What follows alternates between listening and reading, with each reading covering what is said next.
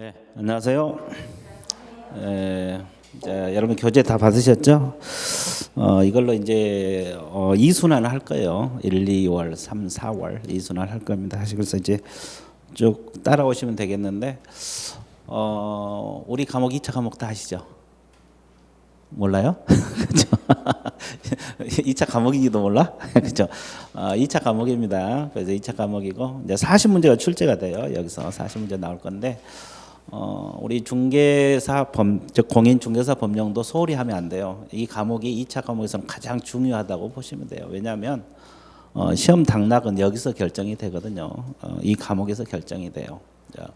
공부하다 보면 좀 쉬운 감이 있을 수도 있어요. 다른 과목에 비해서. 근데 여기서 점수를 못 빼면 합격하기 어렵습니다. 그래서 최소한 80점 이상 목표를 잡고 따라와 주시면 돼요.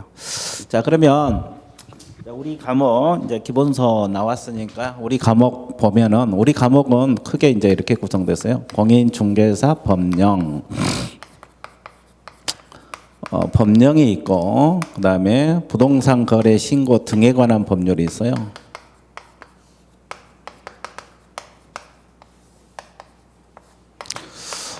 부동산 거래 신고 등에 관한 법률이 있고 그다음에 중개 실무 크게 이렇게 세 가지로 구성이 됩니다. 크게 이 세 가지. 그래서 이제 법 제목은 공인중개사 법령하고 중개실무 이렇게 표현하고 있죠. 그래서 이제 공인중개사 법령에서 몇 문제 정도 나올 것 같아요? 이제 28문제 정도 보면 돼요. 반드시 그렇지는 않습니다. 근데 일반적으로 28문제. 그다음에 부동산 거래 신고 등에 관한 법률이 한 5문제 보면 돼요. 뭐 4문제 내지 5문제요. 5문제를 할게요. 그리고 이제 여기 나머지가 이제 7문제 정도 될 거예요. 그렇게 해서 40문제가 출제가 돼요. 40문제. 40문제. 이렇게 40문제가 나올 건데, 그러면 이제 이거 이제 법이거든요. 이 두 가지가. 이 두 가지가 법인데, 이것만 다 맞는다 해도 80점은 나와요. 근데 다 맞기가 어렵겠죠. 그렇죠. 그래서 이제 여기 실무까지 해 주셔야 돼요. 그래서 이제 이렇게 여기까지 하면 이제 100점이 나옵니다. 그래서 100점이 불가능한 점수가 아니에요. 가능해요. 이제 실수로 한두 개는 틀릴 수 있겠죠. 그럼 95점, 97.5점은 나올 수가 있어요. 그래서 저만 쭉 따라오면 돼요. 그래서 이제 뭐 저는 단연간 이 과목을 강의를 했어요. 이 과목만 20년 넘게 강의를 했어요. 그래서 이제 뭐 수험생들이 어디가 약하다 다 대충 알아요. 어느 시기에 되면 이 정도가 약할 것이다. 그래서 다 알고 있기 때문에 여러분들 쭉 따라오시면 돼요. 그리고 이제 이게 이제 교재가 그래도 좀 두껍죠. 그래서 2개월이 한 순환이거든요. 이것을 이제 다 정리는 못해요. 그래서 이제 1순환 때는 기본적인 거, 2순환 때는 1순환이 1, 2월이잖아요. 좀 기본적인 거, 3, 4월 때는 좀 더 깊게 깊은 내용까지 해서 다 건드려 갈 겁니다.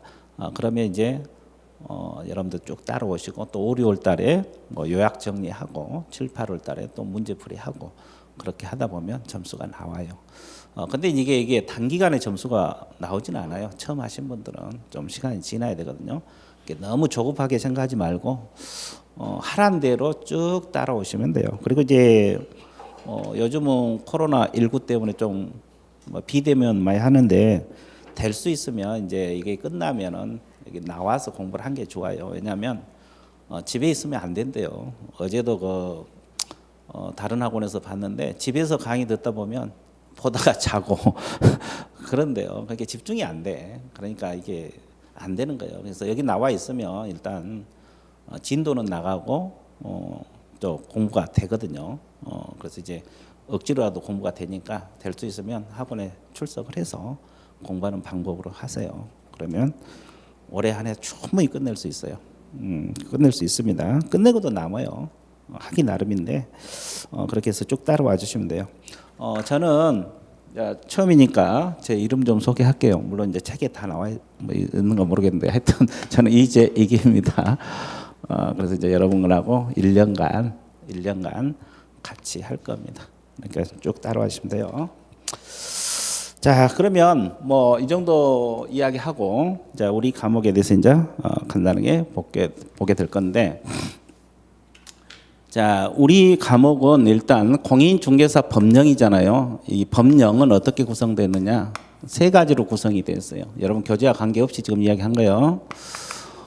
공인중개사법이 있어요. 공인중개사법.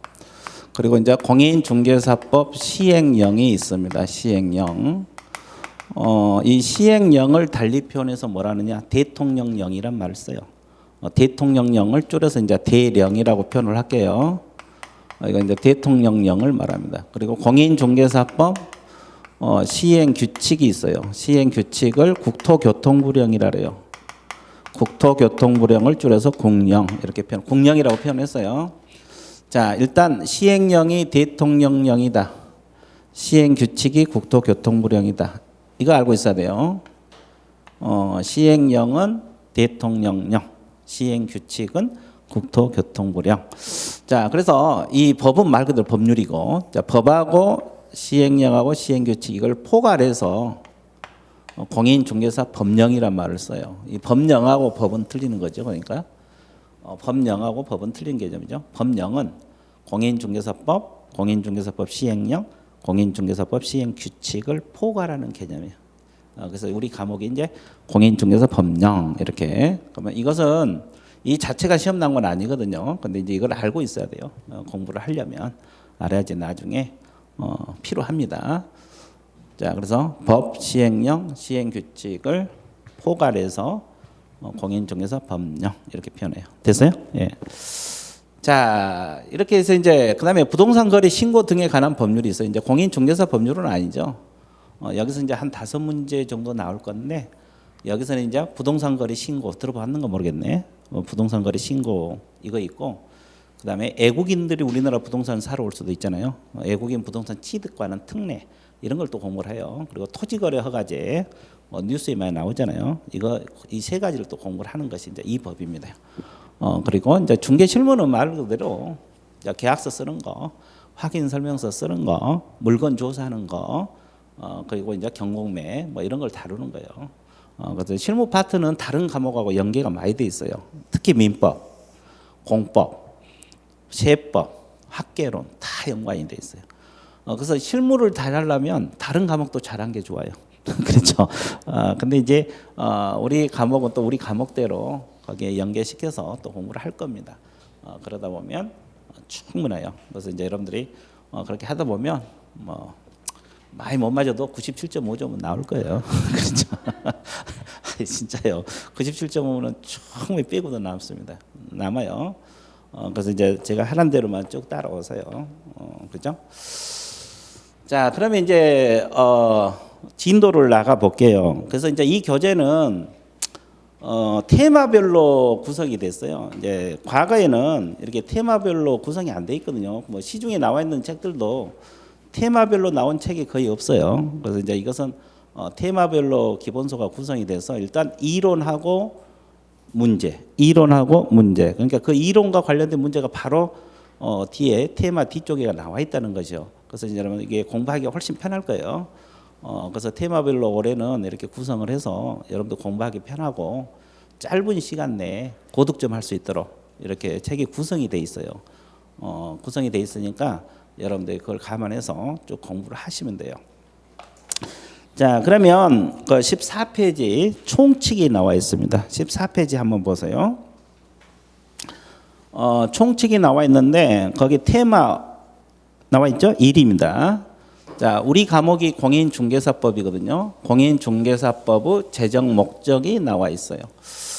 자, 우리가 무슨 법을 제정을 하면 이 법이 왜 제정됐는가? 이 공인중개사법 제정 목적이 나와 있거든요. 그래서 이제 이게 나와 있는데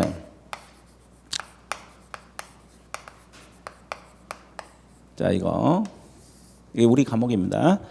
제정 목적은 크게 세 가지예요. 세 가지. 첫 번째가 뭐라고 나오냐면 공인중개사 업무 등에 관한 사항을 정하여 그 전문성을 제고하자 이겁니다. 전문성을 제고하자. 그다음에 두 번째 부동산 중개업입니다. 부동산 중개업을 건전하게 육성 그렇습니다. 건전하게 육성하자.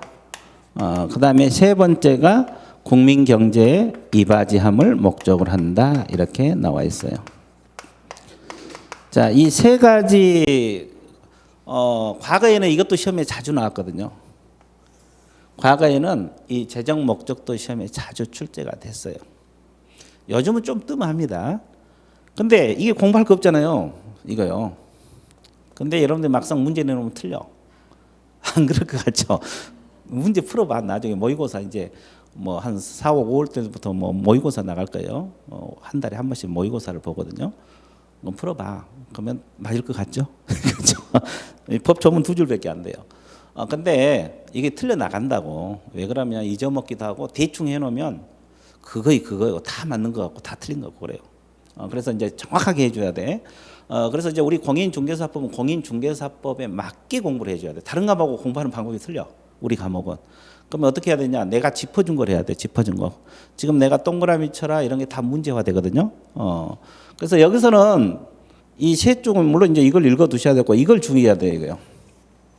자, 부동산 중개업을 건전하게 육성한다. 그러면 어디 동그라미 쳐야 되냐? 중개에다 동그라미 치세요. 그럼 이제 시험에 부동산업을 건전하게 육성한다 이렇게 지문 들어가면 틀려버려요. 그럴듯하잖아요. 부동산업을 건전하게 육성하자. 비슷하죠? 그렇게 틀려나가. 그러니까 이걸 안 짚어놓으면 책을 10번 읽잖아요. 못 잡아내요. 책을 10번 똑같은 걸 10번 읽더라도 이 지문을 못 잡아낸다고. 막상 시험 나오면 틀려나간다고. 그러니까 이걸 주의해 줘야 돼요. 이 재정 목적 세 가지 중에서 부동산업이 아니라 부동산 뭐다? 중개업. 중개란 건 좀 이따 배우겠지만 소개해 준 거, 물건을 알선해 준 게 중개거든요. 그래서 부동산업하고 중개업 개념은 전혀 달라요. 근데 출제자가 이제 이렇게 살짝 바꿔 놓으면 틀려 나가요. 그래서 이제 이걸 정확하게 하지 않으면 여러분들이 틀려 나가요. 그러니까 책을 10번 읽어도 못 잡아내 지문을. 그러니까 여러분들이 내가 하란 대로 해 주셔야 돼요. 나는 다년간 강의 경험이 있어서 수험생들이 여기가 부족하다 여기가 부족하다 이런 걸 다 알고 있어요. 다년간 강의하다 보니까 경험으로 습득된 거거든요. 그러니까 여러분들이 그걸 감안해 줘야 돼요. 우리 중개사법에 맞게 공부를 해줘야 돼요. 다른 과목처럼 공부하면 또 점수가 안 나와.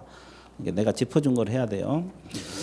자, 그다음에 2번이 보면은 공인중개사법 법적 성격이 나와 있거든요.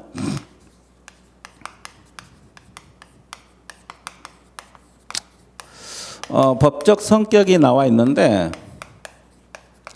자, 지금 우리가 배운 과목이 이거거든요. 공인중개사법이거든요. 자, 이 공인중개사법은 부동산 중개하고 중개업과 관련해서는 가장 기본이 되는 법입니다. 중개하고 중개업에 대해서는 가장 기본이 되는 법. 중개업에 종사하신 분들은 공인중개사법을 가장 기본적으로 적용을 받게 돼 있어요. 이해됐어요? 예, 이 법을 적용한다고 우리 법을. 그래서 중개하고 중개업에 관해서는 자 부동산 중개업에 관해서는 기본법적 성격을 띠고 있다. 중개는 좀 이따 배워요. 가장 기본이 된다 이 말이에요. 그러니까 쉽게 말해서 중개업에 종사하신 분들은 가장 기본적으로 우리 공인중개사법을 적용받는다. 또는 일반법 그래요. 중개업에 종사하신 분들은 일반적으로 공인중개사법이 적용이 된다 이 말이에요. 어디서 중개업을 하든 관계없어요. 지역에 관계없이 중개업에 종사하신 분들은 이 법을 적용받는다 이 말이에요. 가장 기본적이고 일반적이다. 근데 이제 일반법하고 특별법은 상대적 개념이거든요. 그래서 민법하고 상법하고 비교하면 우리 중개사법이 특별법의 성격을 가지고 있어요. 특별법. 자, 여러분들 이제 일반법, 특별법. 이 특별법이란 게 뭐냐면 특정한 사람이랄지 특정한 지역이랄지 특정한 사항에 대해서만 적용되는 법을 특별법이라고 일반인 누구에게 적용되는 법을 일반법이라는 말을 써요. 그럼 이제 간단하게 설명할게요. 이 민법하고 비교해 볼게요. 이 민법은 일반인 누구에게 적용돼요? 누구나. 그런데 우리 공인중개사법은 중개업에 종사하신 분들에게 적용돼요. 주로. 그러다 보니까 사람이 한정이 돼 있어 안 돼 있어? 돼 있어. 그래서 민법에 대해서는 특별법. 그러면 왜 이걸 구별을 하느냐? 일반법, 특별법 왜 구별하겠어요? 이거요. 법의 적용 문제 때문에 구별을 하거든요. 여러분 이렇게 생각을 해보세요. 이제 앞으로 여러분들이 배워 나갈 것인데 민법에서 쌍방대리 못하게 돼 있고 우리 중개사법에서 쌍방대리 못하게 돼 있어요. 양쪽으로부터 대리권을 부여받아서 혼자서 계약한 걸 쌍방대리라래. 나중에 배워. 이것은 그냥 들어봐요. 근데 민법에서는 본인이 허락이 있으면 쌍방대리 가능하거든요. 본인이 쌍방대리 해도 좋다 이렇게 하면 가능해. 근데 우리 중개사법에서는 본인이 허락하더라도 쌍방대리 못하게 돼 있어요. 그러니까 이 민법 규정, 법 규정하고 자 우리 중개사법 법 규정이 서로 다르잖아요. 그럴 때는 우리 중개사법이 우선 적용을 받아요. 이걸 특별법 우선의 원칙이란 말을 써요. 특별법 우선의 원칙. 특별법 우선의 원칙. 됐어요? 예.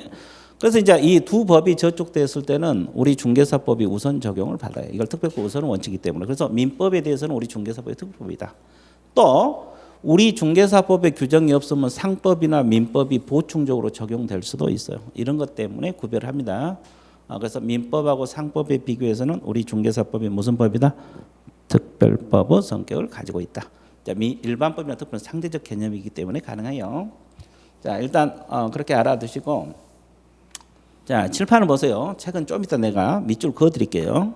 책은 좀 이따 내가 밑줄 그었습니다. 그 다음에 세 번째 알아둘 것이 이것은 중간법이라 그래요. 자, 세 번째 공법하고 자, 사법의 중간법이다. 지금 우리가 하고 있는 것은 공인중개사법을 공부하고 있어요. 자, 공법은 주로 국가하고 개인 간의 관계를 규율하는 법이거든요. 사법은 개인과 개인 간의 관계를 규율하는 법이에요. 이제 사법 가장 대표적인 민법이고 여기는 뭐 형법 같은 걸 말해요. 됐어요? 근데 우리 중개사법은 공법도 아니고 사법도 아닌 중간 형태 법이다. 왜 중간 형태 법이냐 또는 혼합법 이렇게도 표현하죠. 왜 혼합법이냐 한번 예를 한번 들어볼게요. 자, 우리 과목은 보통 이걸 가지고 다 해결해요. 이게 건물입니다. 갑이고 갑소유 건물이다 이 말이에요. 내가 건 동그라미 치면 건물이라고 생각하세요. 갑소유 건물. 의가 뭐요? 의뢰인. 중개해달라고 의뢰 맡긴 사람. 의뢰인이라고 그러죠? 의뢰인. 자, 처음이니까 다 적어야 되겠네. 그럼 A가 뭐냐? 개업공인중개사. 이걸 줄여서 이제 개공이라 그래. 좀 이따 배워요. 좀 이따 배우니까 들어봐요. 이게 중개업소 사장을 말하면 돼요. 개업공인중개사를 뭐라고 표현을 해요? 줄여서 이제 개공이란 말을 쓰는데 중개업소 사장. 그러면 이 사람이 이 건물 팔고 싶으니까 중개해달라고 맡겨요. 그러면 개업공인중개사가 중개해 주세요 그랬을 때 중개해 주겠다 그러면 승낙이 떨어지죠. 그러면 둘이 계약이 이루어져요. 중개해 주겠다 그러면 계약이 이루어지고 중개 못 해주겠다라면 계약이 깨진 거죠. 그러면 이렇게 의뢰인하고 개업공인중개사 간에 맺는 계약을 무슨 계약이라 할까? 생각나는 대로 한번 이야기해 보세요. 일반 계약? 아니고. 네, 좋아. 중간 계약. 좋았어요. 단어 우리. 예? 매매 계약. 자, 봐. 이것은 기초 중에서 또 기초야. 우리 과목에서. 뭔 소리 했어요? 자, 이걸 알아야 돼요. 그러니까 이제 기초부터 이 심화까지 다 할 거예요. 그러니까 여러분들이 쭉 들어봐요. 여기서 이 사람이 중개해달라 의뢰가 들어오잖아요. 이렇게 맺는 계약을 중개계약이란 말을 써요. 무슨 계약? 중개계약. 자, 그러면 이 개업공인중개사 A가 상대방 찾아가지고 의리입니다. 상대방 찾아가지고 이 물건을 소개해 주겠죠? 그래서 이 사람이 산다 그러면 둘이 계약이 이루어져. 갑하고 을하고. 이 계약을 뭐라 그래요? 매매계약. 또 임대차 계약도 있을 수 있죠. 전세권 설정 계약도 있을 수 있죠. 이걸 통 털어서 뭐라 하냐 이 말. 통 털어서. 거래계약이란 말을 써요. 무슨 계약? 거래계약. 이 거래계약은 매매계약도 거래계약, 임대차 계약도 거래계약. 자, 봐보세요. 이제 처음 공부하신 분들은 이거 자체도 힘들어요. 처음 할 때는. 그러니까 잘 들어봐. 의뢰인하고 중개업소 간에 맺는 계약을 무슨 계약? 중개계약. 갑하고 을하고 맺는 계약을 거래계약이란 말을 써요. 그러니까 매매계약도 거래계약, 임대차 계약도 거래계약, 전세권 설정 계약도 거래계약. 이런 걸 통틀어서 우리가 거래계약이란 말을 써요. 이해되셨어요? 이해됐죠? 자, 그러면 이게 이제 중개 대상물이에요. 건물, 토지 이런 거 다 중개 대상물이거든요. 이거 개공이고. 그러면 왜 중간이냐? 아까 사법은 개인과 개인 간의 관계를 규율하는 법이라 그랬죠. 이것은 공법은 국가하고 누구라 했어요? 개인. 자, 봐보세요. 그러면 이제 여기서 의뢰인하고 개공, 개인과 개인입니다. 둘이 합의해서 계약이 성립되죠? 성립되잖아요. 그러면 이 중개 계약은 사법적 요소예요. 사법적 요소라고. 사법적 요소. 이해되셨어요? 예. 근데 이 중개 계약을 맺을 때 보수 얼마 달라? 중개 보수 있잖아요. 중개 수수료. 요즘은 중개 보수란 말을 써요. 중개 수수료란 말 안 써요. 용어가 바뀌었어요. 근데 이제 아직 뭐 신문회 같은 데나 뉴스 같은 기자들이 중개 수수료라고 표현하고 있는데 바뀐 지가 한 3년, 3, 4년 됐어요. 그렇죠? 근데 이제 이게 중개 보수 수수료를 말합니다. 이 계약 중개 계약 맺을 때 보수 얼마 달라고 약정할 수 있어요. 둘 간에. 그럼 이것도 공법적 요소겠어요? 사법적 요소겠어요? 사법적. 개인과 개인 간 합의한 거잖아요. 이해됐어요? 예. 근데 이제 이 약정도 사법적 요소예요. 근데 이제 초과 약정을 해서 수령을 했다. 보수를 초과 약정해서 더 받아 먹었다. 그럼 우리 중개사법 위반이야. 우리 공인중개사법은 보수 많이 못 받게 돼 있어요. 그러면 우리 공인중개사법에서 제재를 부과합니다. 뭘 부과한다? 제재를 부과해요. 징역 벌금 들어가거든요. 이 제재 규정은 공법적 요소입니다. 자, 이 중개계약이랄지 이 보수 약정은 전부 다 사법적 요소고 개인과 개인 간에 합의하는 거잖아요. 초과 받아 먹었을 때 우리 법에서 징역 벌금 부과하는 것은 공법적 요소야.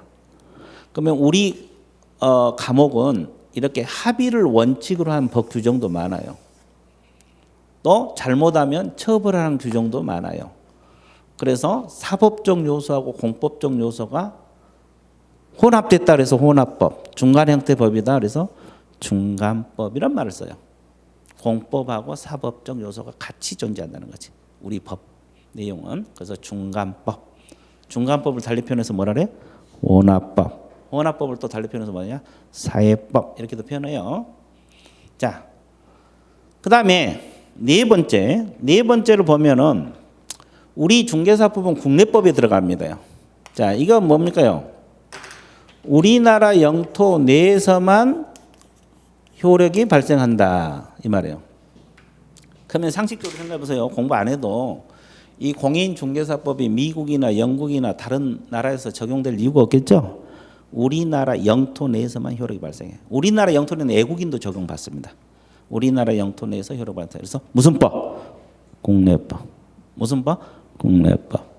국내법하고 국제법 비교했을 때 국내법. 그 다음에 실체법하고 절차법 분류하는데 실체법에 들어갑니다. 전체적으로 보면. 물론 절차적 규정은 있지만 전체적으로 보면 실체법적 성격을 가지고 있어요. 자, 그래서 이것을 여러분들이 알고 계시면 되겠습니다. 자, 밑줄 그어드릴게요. 자, 거기 14페이지를 한번 보세요. 공인중개사법 성격. 자, 첫째 줄 밑줄으세요. 공인중개사법은 부동산 중개 및 중개 분야에 가장 기본적으로 적용되는 무슨 법? 기본법, 일반법. 거기다 밑줄 그어놓으세요. 첫째 줄만 밑줄 그으세요. 자, 2번에서는 첫째 줄 밑줄 그으세요. 이 법은 중개업 분야에서는 민법이나 상법보다 우선하여 적용된 무슨 법적 성격을 가지고 있다? 특별법적 성격을 가지고 있다. 그래서 이제 민법보다 특별법이다. 상법과 비교해서도 특별법이다 이 말이고. 자, 15페이지로 넘어갑니다. 자, 3번 제목이 뭐요? 공법하고 사법은 무슨 법? 중간법. 제목 밑줄 보세요. 이걸 달리 표현해서 뭐라 그래요? 혼합법. 혼합법을 또 달리 표현해서 뭐다? 사회법. 그러면 그 두 번째 줄 예를 들면 몇 줄에서 지도 감독 벌칙 있어요? 그것은 무슨 성격을 가지고 있다? 공법. 공법적 요소입니다. 그리고 중개계약 손해배상은 사법적 성격을 가지고 있다. 그래서 이거의 혼합됐다 그래서 혼합법. 중간 형태 법이다. 중간법. 그렇습니다. 자, 사법은 개인과 개인 간의 관계를 규율한다 그랬어요. 공법은 국가하고 개인 간의 관계. 그래서 제재 규정은 다 공법적 요소입니다. 징역 벌금 부과한 거랄지 이런 거. 자, 4번에 국내에 중개되는 적용되는 무슨 법이다? 국내법. 그래서 세 번째 줄 밑줄 그으세요. 공인중개사법은 대한민국 영토 내에서는 효력이 미치고 외국 영토에 효력이 미치지 않는 법률로서 국내법적 성격을 가지고 있다. 자, 이렇게 나와 있죠. 예, 거기 밑줄. 그다음에 5번 실체법하고 절차법 비교해서는 권리 의무 실체를 다루는 무슨 법이다? 실체법적 성격을 가지고 있다. 그렇게 나와 있어요, 안 나와 있어요? 나와 있어요. 그래서 이제 이렇게 해서 공부를 했죠. 그래서 우리가 지금 테마 1에서는 공인중개사법 제정 목적하고 법적 성격을 공부를 했습니다. 자, 잊어먹으면 또 하면 돼요. 자, 그다음에 그 17페이지 예제 문제 한번 볼게요. 지금 테마 1에서 이게 이제 문제가 간혹가다 나와요. 제정 목적이. 그래서 가로넣기 문제잖아요. 17페이지. 가로 안에 들어갈 말을 순서대로 옳게 나열한 것을 골라라. 자, 1조 공인중개사법은 공인중개사의 업무 등에 관한 사항을 정하여 그 뭘 제고한다? 전문성. 그리고 부동산업이라 그랬어요? 부동산 중개업이라 그랬어요? 부동산 중개업을 건전하게 육성. 그리고 국민경제 이바지. 그래서 이제 오지선다이지만 이렇게 가로넣기 낼 수도 있고 별 문제가 다 나와. 그렇죠? 예. 그러니까 이제 이렇게 자꾸 연습하면 돼요. 지금 당장 문제 풀한 뜻은 아니고 문제가 이렇게 출제가 되는구나. 감만 잡으세요. 감만 잡으세요. 어차피 문제는 나중에 엄청 풀어대요. 7, 8, 9, 10월 되면 엄청 풀어댑니다. 못 풀어도 한 1000문제씩은 풀고 갈까요? 과목보다 1000문제씩 안 풀고 가면 합격 못해요. 그랬죠? 예. 그래서 이제 그거 여러분들이 알아두시면 되겠습니다. 자, 그 다음에 이제 테마 2로 넘어옵니다. 테마 2가 영어 정의입니다요. 근데 어느 과목이든 우리가 이제 공부를 하려면 영어부터 알아야 되잖아요. 영어를 알아야 되는데 이 영어가 시험에 의외로 자주 나오거든요. 우리 과목에서는 영어가 시험에 자주 나와요. 이 영어 정의 한번 봐드릴게요. 자, 가장 먼저 나온 것이 중개란 용어가 나옵니다. 중개란 용어가 나와요. 그리고 또 어떤 용어가 나오냐? 공인중개사란 용어가 나옵니다. 그 다음에 또 나온 용어가 중개업이 나옵니다. 중개업. 그 다음에 개업공인중개사란 용어가 나와요. 이 개업공인중개사입니다. 개업공인중개사. 그 다음에 또 나온 것이 뭐가 나올까? 예. 자, 소속공인중개사. 공인중개사란 용어가 나와요. 그 다음에 중개보조원이란 용어가 나옵니다. 그래서 이제 우리 과목을 공인중개사법을 공부하는 데 있어서 가장 기본이 되는 용어들입니다. 용어들. 자, 이걸 알고 있어야 돼요. 그래서 이제 앞으로 이걸 하나씩 공부를 할 건데 개업공인중개사를 줄여서 뭐라 그래요?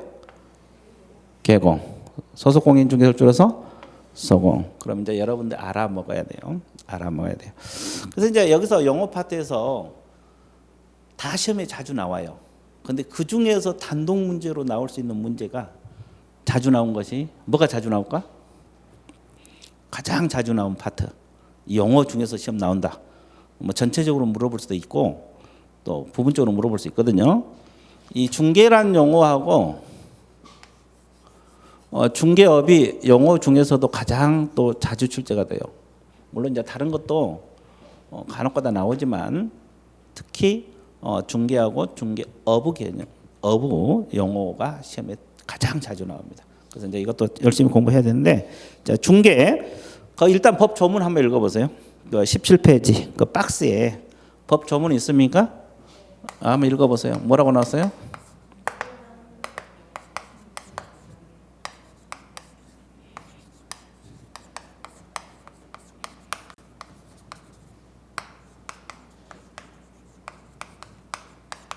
자, 읽으셨어요? 자, 중개란 법 3조 규정이라 그랬죠. 법 3조, 우리 공인중개사법이라는 뜻이에요. 공인중개사법 3조 규정에 의해서, 그래서 우리 중개사법에 들어있다 해서 법정 중개 대상물이란 말을 써요. 법정이란 말은 법률의 규정이란 뜻이에요. 자, 중개 대상물은 중개할 수 있는 물건이다. 거래 당사자가는 뭘 중개하느냐? 매매 사고 파는 거, 교환, 물건을 바꾸는 거, 임대차, 유상으로 빌려주고 빌린 거, 그죠? 그 다음에 그 밖의 권리입니다. 그 밖의 권리의 득실, 변경, 행위를 알선하는 것이다. 이게 중개 개념입니다. 이 용어 문제는, 용어 파트는 이 법 조문을 숙지해 놓은 게 좋아요. 왜냐하면 자주 틀리거든요. 이 용어는 지금 기초부터 공부하는데 9, 10월 달에 문제 풀어도 자주 틀려. 다른 건 잘 안 틀려. 다른 건 다 공부했기 때문에. 근데 이건 자주 틀리거든요. 꼼꼼하게 안 해서 그래요. 자, 그래서 이제 법정 중개 대상물 하나씩 해석 들어갈게요. 법정이란 뜻이 뭐예요? 법률의 규정이란 말이고, 중개 대상물이란 것은 중개할 수 있는 물건이다. 누가? 개업공인중개사, 중개업소 사장 등이 이걸 중개할 수 있는 물건이다. 그럼 우리 법에서 중개할 수 있는 물건이 뭐가 있겠어요? 자, 토지, 자, 건축물, 그 밖의 토지의 정착물, 임목, 자, 그 다음에 공장재단, 그 다음에 광업재단이 있어요. 자, 이것이 중개 대상물이에요. 그러면 개업공인중개사가 토지도 중개할 수 있고 건축물도 중개할 수 있고, 이건 뭐 공부 안 해도 다 알죠? 임목도 중개할 수 있어요. 광업재단도 중개할 수 있고, 공장재단, 광업재단, 공장재단 다 중개할 수 있어요. 또 그 밖의 토지 정착물도 중개할 수 있어요. 그러면 이 속에 자동차랄지 선박이랄지 항공기랄지 중장비랄지 이런 거 들어있어 안 들어있어? 안 들어있죠. 이건 중개 못해. 이게 자동차, 선박, 항공기는 중개 못해요. 이런 건 중개 못한다고. 뭐 선박이랄지 뭐 항공기랄지 이런 것은 중개 못한다고.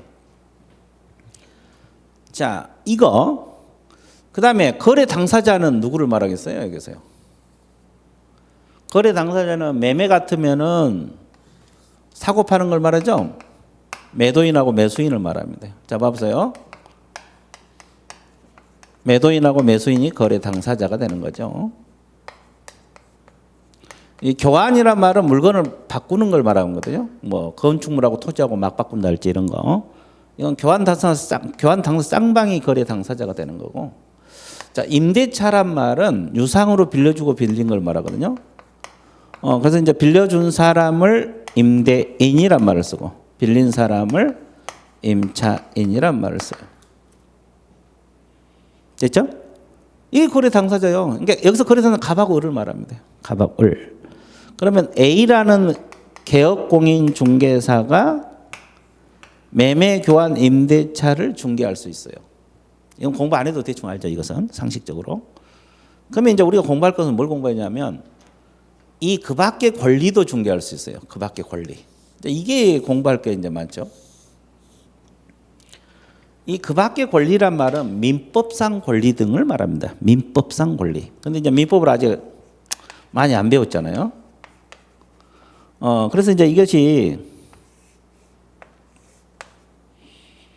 많이 아직 안 배워서 공부하기가 좀 그럴 수도 있어요. 그냥 들어봐. 어차피 이제 우리 과목은 중개할 수 있냐 없냐 이걸 다루는 거기 때문에 그 내용은 어차피 민법에서 다 배워요. 그래서 한 바퀴가 중요한 거예요. 이 내용들은 이제 다른 과목에서 또 배워요. 그러니까 우리 과목은 중개할 수 있냐 없냐를 배우는데 이 권리도 중개할 수 있다. 권리가 뭐냐? 중개할 수 있는 권리도 있고 없는 권리도 있어요. 중개할 수 있는 권리, 소유권, 중개할 수 있어요. 지상권하고 지역권하고 전세권 중개할 수가 있어요. 자, 그럼 이 권리를 우리가 영익물권 종류라 그래요. 영익물권이라 그래요. 영익물권, 사용, 수익할 수 있는 권리들을 말하거든요.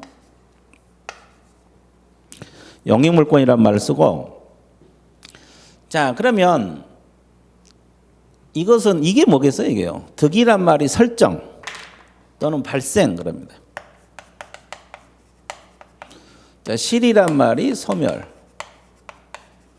변경이란 말이 이전 또는 변경 그래요. 자, 그러면 이 소멸은 신경 안 써도 되고, 일단 이 지상지역 전세권 있잖아요. 이건 설정도 중개할 수 있고 이전도 중개할 수가 있어요. 지상권 설정 행위도 중개할 수 있고, 지상권 이전 행위, 지역권 설정, 지역권 이전, 전세권 설정, 전세권 이전, 이걸 다 중개할 수 있다고. 그러면 나는 전세권이 뭔지도 몰라, 지역권이 잘 개념을 몰라. 이것은 어차피 한 바퀴 돌면 다 알게 돼요. 민법에서 배워요. 민법에서 내용, 우리 과목은 중개할 수 있냐 없냐 이 말 배워요. 자, 그러면 하나만 예를 들어 드릴게요. 왜냐하면 원리는 똑같거든요.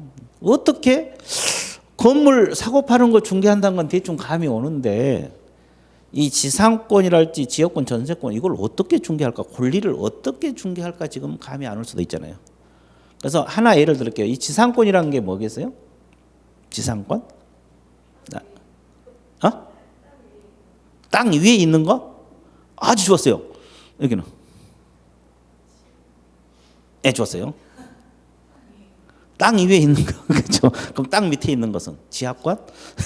아주 좋았어요. 그냥 토지? 좋았어요. 그렇게 이게 틀려도 좋은 게 자꾸 대답을 해. 그래, 좋아요. 그게 아니고 지상권이라는 건 뭐냐면 나무 토지를 사용할 수 있는 권리. 나무 토지를 뭐 할 수 있는 권리? 사용할 수 있는 권리. 자, 7번 봐보세요. 예를 들어볼게요. 이것만 원리는 다 똑같으니까, 토지는 가부 것이에요. 근데 을이 여기다가 건물 한 채 짓고 집을 하나 짓고 살고 싶어 해요. 그러면 나무 토지에 집 짓고 살려면 이 토지를 빌려야 돼, 안 빌려야 돼? 빌리는 방법이 임대하는 방법도 있고 지상권 설정하는 방법도 있어요. 근데 장기적으로 빌려 쓰려면 이 지상권 물권을 설정해야 되거든요.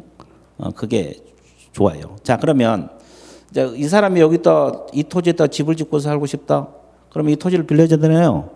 그러니까 이제 A라는 개업공인중개사 중개업소 사장 찾아가지고 이 이야기를 해요. 그래서 이제 지상권 좀 설정하고 싶은데 중개 좀 해주세요. 그래요. 그러면 개업공인중개사가 지상권 설정 행위를 중개해주고 중개 보수를 받을 수 있다 없다? 있다. 지상권 설정 계약서를 써주는 거지. 지상권 설정 계약서. 지상권 무슨 계약서? 설정 계약서. 이 지상권이라는 건 나무 토지를 사용할 수 있는 권리요. 건물이나 수목이나 이런 걸 소유하기 위해서. 그죠? 예. 그러면 이 토지를 사용할 수 있는 권리를 취득해야 되잖아요. 그래서 이제 지상권 설정 계약서 둘이 합의를 이끌어서 써주고 보수를 받는 거예요. 중개 보수는 양쪽으로 받는 거 알고 있어, 모르고 있어요? 알고 있죠? 예. 이게 지상권이에요. 이게 설정이에요, 설정. 그러면 이제 지상권 이전은 어떻게 중개하느냐 봐보세요. 을이 딱 지상권 설정해놨어요. 근데 이 병이 욕심을 부려. 내가 이제 은퇴도 했고 이 토지에다가 내가 이 가부 토지에다 집 짓고 살고 싶다. 아직 건물을 주택 안 지었거든요. 근데 이 사람이 내가 저기서 집 짓고 살고 싶다. 그럴 수도 있어, 없어? 있어요. 그러면 지상권 이전을 받아야 돼. 이전. 지상권 뭘 받아야 돼? 이전. 누구하고 계약을 해야 돼? 이전은 개업공인중개사가 이제 소개를 했을 때 을하고 계약을 해야 돼. 을.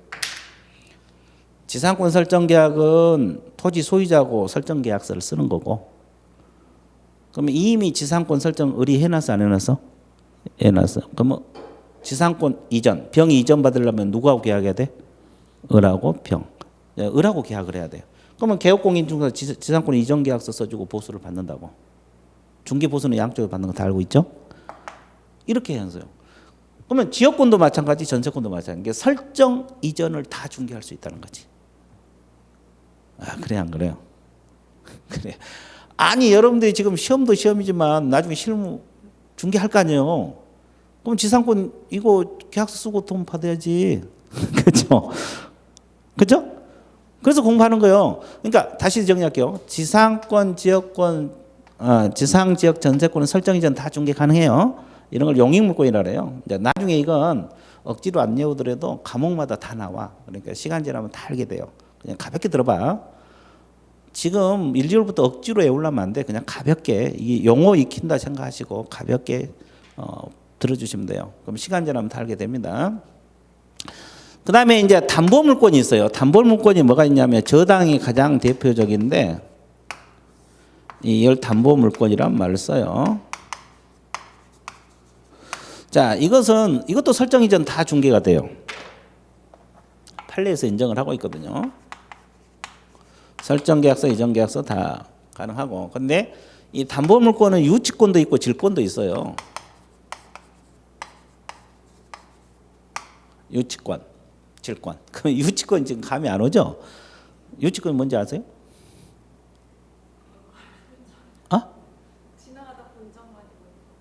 지나가다 지나가다가 프랭카드에 유치권 설정됐다고 써놓는 것만 봤지. 그죠? 유치권 개념은 잘 모르잖아요. 이건 어차피 민법에서 다 배우게 될 거예요. 가장 쉬운 예로 이거 생각하면 돼요. 이제 이 부동산 유치 다 있는데 여러분들 이해가 지금 아직 전혀 모르니까 동산 유치 생각하면 뭘 생각하냐면 이 자동차 수리 맡기는 거예요. 그러면 여러분들 카센터 자동차 고장나면 수리 맡기죠. 그러면 카센터 주인은 뭘 가져올 때까지 수리비를 가져올 때까지 그 자동차를 유치할 수 있다. 이게 유치권이야. 그러면 쉽게 말해서 안 돌려준다 이 말이야. 차를 뭘 가져올 때까지 수리비. 자동차 수리비 이해됐어요? 안 돌려줘. 그러면 내가 소유권자잖아요. 소유권 행사해서 찾아올 수 있냐? 안 돼. 그러니까 이것은 뭐냐면 둘이 카센터 주인하고 유치권 설정하자 말 한마디 안 해도 차를 맡기잖아요. 그러면 민법에 의해서 당연히 카센터 주인은 그 물건을 잡을 권리가 생기는 거예요. 이걸 뭐라 그래? 유치권이라 그래. 그러니까 유치권은 점유해서 인도를 거절할 수 있는 권리야. 이게 유치권이야. 근데 이게 유치권인데 그러면 유치권 설정은 지금 내가 뭐라 했어요? 민법에 의해서 인정이 된다 그랬어요? 합의에서 인정이 된다 그랬어요? 민법에 의해서. 그래서 이게 법정 담보라 그래요. 법정이란 말은 법률의 규정, 민법, 법률의 규정에 의해서 담보가 설정된다 그래서 법정 담보 물권이란 말을 써요. 그러니까 이 법정이란 말이 들어가면 설정은 무조건 중개할 수 없어요. 왜 중개할 수 없느냐? 둘이 합의를 해야지 개공이 끼어갖고 합의를 이끌어서 중개하지.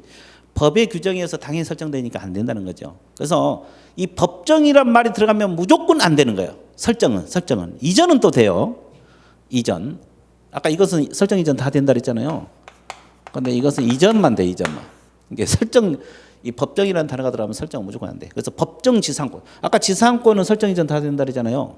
근데 이제 나중에 또 법정 지상권을 배워. 법정 지상권은 설정은 안 되고 이전만 돼요. 됐어요? 그리고 이제 질권이 뭐겠어요? 질권. 야, 안 돼. 질권이 뭘까요? 질권 A는 A를 알고 있는 게 빠르요. 개념 잡으려면. 이 질권은 뭐냐면 전당포 생각하면 돼요. 전당포 알고 있어요? 물건 맡기고 돈 빌려 쓰는 거. 물건 맡기고 돈 빌려 쓰는 거. 뭐 전당포가 아니라도 관계없어요. 옆 사람한테 돈 100만 원 빌려달라는 게 안 빌려줘. 반지 100만 원짜리 하나 맡길 때 200만 원짜리 맡길 테니까 빌려달라. 그럼 잡는 거예요. 반지 잡고 돈 빌려주는 쓰는 거. 그럼 이제 질권은 동산에만 인정되는 권리야. 이게 반지나 시계 같은 건 동산이잖아요. 그런데 우리 부동산 개공은 이 개업공인 중에서는 부동산만 취급하거든요. 그래서 이제 이 질권은 그래서 안 되는 거예요. 어디에 인정되는 권리이기 때문에 동산. 부동산은 토지 건물 움직일 수 없는 거, 동산은 움직일 수 있는 거잖아요. 그래서 이제 이 동산은 동산에 인정된 권리는 안 된다. 됐어요? 예. 그래서 이제 질권은 안 돼. 그러면 결론적으로 이야기하면 뭐요? 자, 종합 정리할게요. 소유권은 중개 대상이 되고 지상권, 지역권, 전세권은 설정 계약, 이전 계약 다 중개할 수 있고 저당도 설정 이전 다 중개할 수 있어요. 근데 유치권은 설정은 안 되고 뭐만? 이전만. 질권은 아예 돼, 안 돼? 안 돼. 됐어요? 그냥 들어봐. 적을 필요 없어요. 내가 다 동그라미 쳐줄게. 이해되셨어요? 예, 그래서 이제 이거 그 외에도 권리가 많아요. 근데 여러분들이 지금 너무 초보라, 공부에 대한 초보라 이해되세요? 나머지 권리는 지금 할 단계가 아니야. 일단 이 정도만 감만 잡으세요. 그리고 이 내용은 민법에서 다 배워요. 이거 우리 과목은 중개할 수 있냐 없냐 이것만 배워. 그러니까 설사 내용이 모르더라도 이것만 우리 과목에서 알고 있으면 돼. 그러면 이제 시간이 지나면 이 과목 저 과목 하다 보면 다 알게 돼요. 내용까지 다 알게 돼요. 이해되셨어요? 예. 그러니까 가볍게 들어죠. 그리고 알선이란 말은 이제 연결해주는 행위예요. 둘이 연결 행위. 자, 그러면 중개 개념, 개략적인 개념 끝났거든요. 자, 들어가 볼게요. 연습할게요. 이제. 중개는 토지 건물을 알선한 게 중개 맞죠? 그러면 자동차를 알선한 것은 중개다 아니다. 왜? 중개 대상물이 아니기 때문에. 자, 끝. 자, 또 연습할게요. 전세권 설정 행위를 알선한 건 중개다 아니다? 중개예요. 이것도. 전세권은 설정 이전 다 되잖아요. 중개입니다. 전세권은 설정 이전 다 중개할 수 있잖아요. 중개요. 그죠? 그죠? 그죠? 그럼 질권 설정을 알선한 것은 아니겠죠. 권리가 아니기 때문에 그 말이에요. 그럼 하나 더 연습할게요. 이 토지를 개발하면 좋냐 안 좋냐 상담을 해줬어요. 상담. 이건 중개가 아닐까? 이 토지를 개발하면 좋아요. 그래서 개공이 찾아와서 상담을 들어가요. 이 토지를 개발하면 장래 비전이 있냐 이렇게 상담 들어왔어요. 그럼 개공이 상담해 줬어요. 개발하면 좋다 안 좋다? 그건 중개가 아니에요. 왜 아니에요? 그냥 아닌 것 같아. 알선이 아니기 때문에. 그것은 토지는 맞잖아요. 토지 개발하면 좋냐 안 좋냐. 토지는 맞는데 알선이 아니기 때문에. 알선은 소개해 준 거, 연결해 준 거잖아요. 근데 상담이란 건 뭐예요? 고민 해결해 준 거잖아요. 고민. 고민 상담 들어와서 해결해 준 거잖아요. 토지 개발하면 좋냐? 고민이잖아요. 그 해결해 준 거니까 이것은 알선이 아니기 때문에 중개가 아니야. 이게 결국 중개란 것은 토지 건물 이걸 알선하거나 권리, 이 중개 대상의 권리를 알선한 것이 중개다. 이해됐어요? 예. 자, 그래서 중개 개념도 아주 기본적인 거 끝났어요. 아주 기본적인 거. 그 외에도 많아요. 자, 밑줄 그어 갈게요. 자, 17페이지 중개 대상물 있어요? 이거 밑줄 겁니다. 이거. 자, 첫째 줄 토지, 건축물, 그 밖의 토지는 임목, 광업소, 공장, 재단. 거기 밑줄 그으세요. 이게 중개 대상물. 근데 자동차 같은 건 중개 대상이 된다 안 된다? 안 된다. 자, 뒷페이지 넘기세요. 자, 뒷페이지 양가로 2번에 거래 당사자 간의 거래 행위란 단어 있어요 없어요? 있죠. 자, 첫째 줄 밑줄 그으세요. 중개 권리 득실병 출신은 모두 거래 당사자여야 된다. 거래 당사자 개념은 뭐 매도인이나 매수인, 임대인하고 임차인 이런 분들을 말해요. 예, 그 정도만 알아두시면 되겠고. 그다음에 알선 양가로 3번은 내려옵니다. 알선은 첫째 줄 두 번째 줄 밑줄 그으세요. 중개란 알선 행위를 말한다. 용어 정의상 지시중개, 참여중개 의미를 포함하는 포괄적 개념으로서 거래가 이루어지도록 도와주는 행위. 거기만 밑줄 그으세요. 거래가 이루어지도록 도와주는 행위, 연결해주는 행위가 알선이다. 뭐 이 정도. 뭐 지시중개, 참여중개 이것은 나중에 배울 거예요. 그런 건 신경 쓰지 마시고. 그 다음에 이제 2번 제목 한번 읽어보세요. 권리 있잖아요. 오른쪽 양가로 2번. 소유권 밑줄 그으세요. 제목 첫째 줄 밑줄 그으세요. 소유권이 중개 대상이 되는 것은 분명하다. 거기까지. 여기 있잖아요. 이거 밑줄 그은다고. 이거 소유권. 이거. 그 다음에 용익물권 동그라미 2번에서 첫째 줄 밑줄 그으세요. 지상권, 지역권, 전세권 밑줄 그으세요. 이거 중개 대상이 된다 안 된다? 된다. 이거 용익물권 셋 다 설정 이전 다 됩니다. 자, 그 다음에 3번 저당권 첫째 줄 밑줄 그으세요. 저당권은 중개 대상 권리에 해당이 된다. 거기까지. 이해됐어요? 자, 임차권하고 판매권은 내가 이야기 안 했어요. 그건 놔두세요. 3, 4월 달에 서서히 하기로 하고 일단 칠판에 그은 것까지만 밑줄 그으세요. 여기까지만. 자, 그 다음에 양가로 3번으로 들어갑니다. 권리가 안 되는 것이 있어요. 질권. 밑줄 그으세요. 질권은 아까 왜 안 된다 그랬어요? 동산에만 인정이 되는 권리다. 그죠? 그 외에 이제 뭐 점유권 밑줄 그으세요. 제목만. 분묘기지권, 무채재산권, 비재산권 다 안 되는 것들이에요. 이제 이런 내용들은 나중에 서서히 설명할 겁니다. 일단은 뭐 점유권, 분묘기지권, 그죠? 무채재산권은 정신적 사물을 말합니다. 특허권, 상표권, 저작권 이런 걸 말해요. 무채. 이해되세요? 예. 그리고 비재산권, 인격권 이런 것도 안 됩니다. 그래서 이제 나중에 하기를 하고. 자, DP 넘어가 보세요. 자, 그 양가로 4번에 보시게 되면 기타 중개 대상인 권리 해당 요목인데 유치권은 아까 첫째 줄 밑줄그세요. 법률 규정에서는 법정담보물권이다 이 지문. 법정담보물권이다 이 지문 밑줄 그시고 밑줄 그세요. 그리고 이제 세 번째 후단 유치권 성립 동그라미. 아까 유치권 성립은 된다고 했어요? 안 된다고 했어요? 안 된다고 했죠? 그럼 뭐만 된다 그랬어요? 이전. 그러나 계속 밑줄 그세요.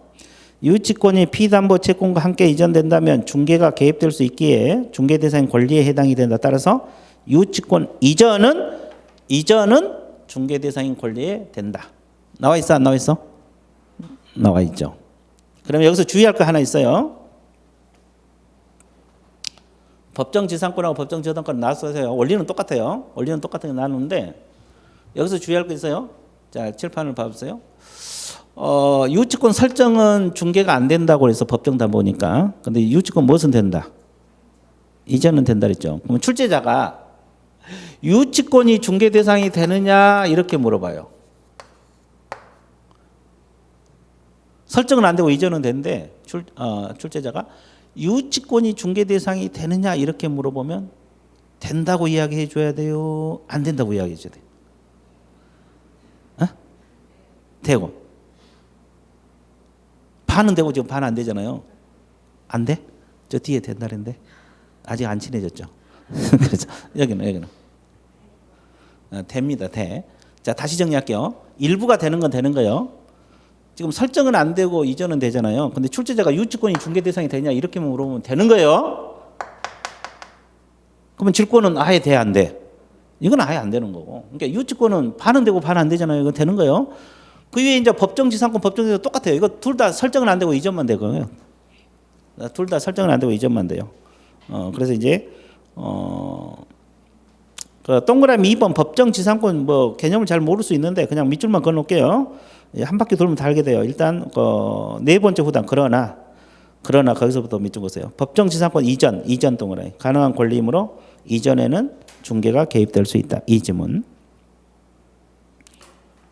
거기까지만 밑줄 보세요. 법정 저당권도 똑같아요. 설정은 안 되고 이전만 됩니다. 자, 그 다음에 3번을 한번 봐보세요. 이 3번을 보시게 되면 뭐가 나와 있느냐면 중개 대상 행위 나와 있잖아요. 이 대상 행위 개념 잡아드릴게요. 개념. 여러분들 중개 대상 행위 이렇게 지문이 떠서 수험생들이 이게 뭔지 몰라고 못 풀어. 왜냐하면 무조건 공부해 놓으니까 이해도 않고 그냥 막 외우기만 해놨으니까. 중개 대상 행위가 뭐냐? 여기서 중개 대상 행위가 뭘 말해요? 여기서 이게 중개잖아요. 대상 행위는 이걸 말하는 거예요. 거래 계약을 말하는 거예요. 거래 계약. 무슨 계약? 거래 계약. 그럼 매매 계약, 임대차 계약, 지상권 설정 계약 이런 거 다 대상 행위다 이 말이에요. 근데 다 된 건 아니고 판단 기준은 놔놓고 그 동그라미 2번 보세요. 중개 대상 행위에 해당되는 것이 제목이죠. 21페이지 첫째 줄 밑줄 보세요. 매매, 교환, 임대차. 채권 행위 중에는 매매, 교환, 임대차가 중개 대상 행위다. 이건 중개할 수 있다 그랬죠? 예, 대상 행위란 개념. 그리고 니은 첫째 줄 두 번째 줄. 물권 계약은 설정 계약, 이전 계약인데 지상 지역 전세권, 저당권은 설정 동그라미, 이전 동그라미 둘 다 중개 대상 행위에 해당이 된다. 그 지문. 아까 지상지역 전세권 저당권은 설정 이전 다 중개 대상이 된다고 해서 안 됐어요? 했어요. 그 지문 밑줄 그어놓으세요. 그 다음에 동그라미 3번 중개 대상 행위에 해당되지 않는 거. 자, 증여 사용대차 밑줄 그으세요. 이건 안 됩니다. 무상. 이거 안 되고. 그리고 니은에 보면 첫째로 경매, 공매, 상속, 공유수요. 이것은 왜 안 되냐면 법률 규정. 아까 법률 규정 그러면 개공이 끼어들 수가 없어요. 끼어들 수가 없다고. 이런 것은 그래서 또 안 되는 것들이에요. 이런 건 또 안 되는 것들이에요. 이해되셨어요? 예. 자, 그다음에 지금 이 권리가 나오잖아요. 권리, 민법상 권리. 그래서 이 파트가 처음 공부하신 분들은 어려울 거예요. 왜냐하면 권리를 민법을 아직 공부를 안 했기 때문에. 근데 이제 시간 지나면 다 해결이 돼요. 그냥 들어봐요. 이 권리가 민법상 권리가 나와서 처음 공부하신 분은 어려울 수가 있어요. 자, 그러면 이제 하나만 더 할게요. 그리고 휴식 가질 건데, 자, 거기 4번 제목 한번 읽어보실래요? 자, 7번 봐보세요. 이게 건물 A라는 사람이 개업공인 중개사입니다. 이렇게 알선한 것이 중개라 그랬죠. 이 중개 행위, 이 건물을 소개해 준 거, 이게 중개 행위, 알선한 거 중개 행위라 그러잖아요. 이제 이게 법적 성격을 이제 공부를 했는데, 이것도 이제 사실은 지금 공부할 파트가 아니에요. 사실 한 바퀴 돈 다음에 해야 돼 정상인데, 그냥 들어봐, 그냥 들어봐요.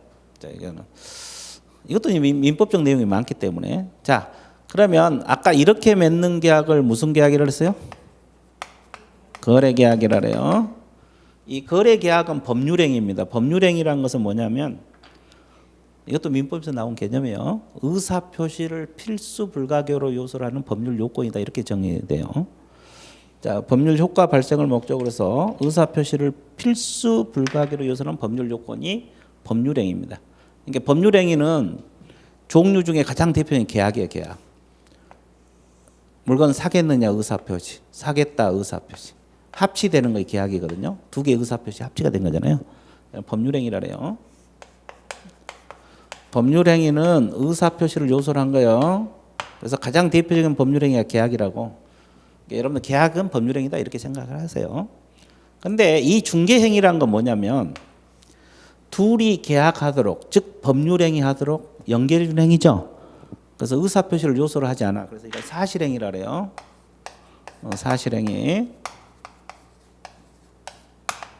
이게 이제 성격 중에 하나입니다. 지금 우리는 이거 공부하고 있어요. 이거요. 이거 공부하고 있어요. 사실행위. 그다음에 또 하나 봐볼게요. 보고 있어요? 그러면 제대로 이해했나 안 했나 확인 들어갈게요. 저 같은 경우는 바로 확인 들어가요. 좋았어요. 당첨. 그러면 이렇게 맺는 계약을 아까 무슨 계약이라고 했어요? 아까 했잖아요. 중개 계약. 그쵸? 좋았어요. 나날이 발전하고 있어 지금. 자, 그러면 이렇게 맺는 계약을 중개 계약이라 한다. 그러면 이 중개 계약은 법률 행위일까 사실행위일까? 사실행위. 여기도? 예, 그런 게 틀려. 그래서 나는 바로 확인 들어가. 수험생들. 그러니까 맨날 문제 틀리는 거예요. 이거 계약이잖아, 계약. 뭐요? 계약이잖아요. 중개해달라. 의사표시. 해주겠다. 의사표시 합치가 계약이잖아요. 그러니까 사실행위요, 법률행위요? 법률행위지. 그렇죠? 중개계약이든 거래계약이든 다 법률행위라고. 뭐니까? 계약이니까. 그런데 이 중개행위라는 것은 계약이 아니에요. 연결해 준 거죠. 이건 그 사실행위다 이 말이에요. 이게 수험생이 뭐냐? 중개자만 들어가면 이제 배웠다고 다 사실행위라고 해버려요. 그렇게 맨날 틀려. 그러니까 여러분들이 저 잘 만난 거예요. 아니 대충 이렇게 강의해놓고 가버리면 수험생들 맨날 틀리다니까 시험 나오면. 그래서 나는 바로 확인 들어가잖아요. 여러분 바로 이해 안 됐잖아요. 자, 다시 정리할게요. 매매계약, 이거 거래계약은 무슨 행위? 법률행위. 중개계약도 무슨 행위? 법률행위. 근데 중개행위 자체는 사실행위. 이건 계약이 아니죠. 연결해 준 거지. 법률행위 하도록 연결해 준 거잖아요. 사실행위. 자, 또 하나. 자, 칠판 봐보세요. 이 개공이 하는 중개행위는 의뢰인이 시키는 대로 하는 행위일까? 이걸 사자라 그래요. 민법에서 사자, 심부름꾼. 이 사자로서 행위일까? 아니면 의뢰인 대리인으로 한 대리 행위일까? 아니면 독자적으로 한 독자적 행위일까? 한번 찍어봐요. 개공이 하는 중개 행위 이 자체는 사자로서 행위다, 즉 심부름꾼으로 하는 행위다, 대리 행위다, 독자적 행위다. 뭘 것 같아요? 아, 돈 벌려고 하니까 사자로서 행위? 예, 사자 아니에요. 심부름꾼으로 한 게 아니에요. 독자적 행위입니다. 그래서 공부하는 거예요. 자기 전문 지식 가지고 하는 거예요. 만약에 이렇게 생각해봐요. 이 사람이 시키는 대로 중개했어요. 그런데 이 사람이 이제 이 물건 중개했는데 하자가 발생해서 손해가 발생했다. 그러면 개공 손해배상 져야 돼. 나 시키는 대로 했으니까 나 손해배상 안 진다가 아니에요. 뭔 소리 했어요? 자기 전문 지식고 하는 거예요. 그러니까 의뢰인 시키는 대로 했다가 사고 터져봐. 개공 책임 져야 돼요. 져야 돼요. 그죠? 사자, 심부름꾼이 아니에요. 대리 행위도 아니고 자기 전문 지식 가지고 독자적으로 하는 독자적 행위. 이해되세요? 그 다음에 또 하나가 둘이 계약하도록, 즉 법률행위 하도록 사전에 도와주고 있어요. 보조해 준다. 사전에 도와주고 보조한다. 사전적, 보조적 준비행위다. 이렇게 표현을 합니다.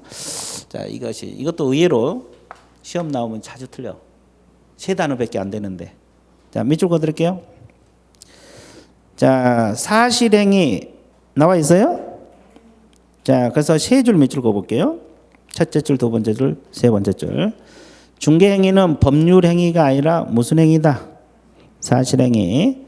자, 사실행위란 그 행위에 의하여 표시되는 의식 내용을 무엇이냐 묻지 않고서 행위가 있다는 것 또는 그 행위에 생긴 결과만이 법률에 의해서 법률상 의미가 있다는 것을 인정되는 행위를 말한다. 참, 이 지문이 더 어렵네. 그렇죠? 그렇죠? 의사표시를 요소하지 않는 거. 그 다음에 독자적 행위란 말이 있어 없어요? 있죠. 거기 대리 행위도 아니고 사자로서 행위도 아니다. 개업공인중개사가 자신의 이익 추구한 독자적 행위이다. 독자적 행위라고 나와 있어 안 나와 있어요? 나와 있고.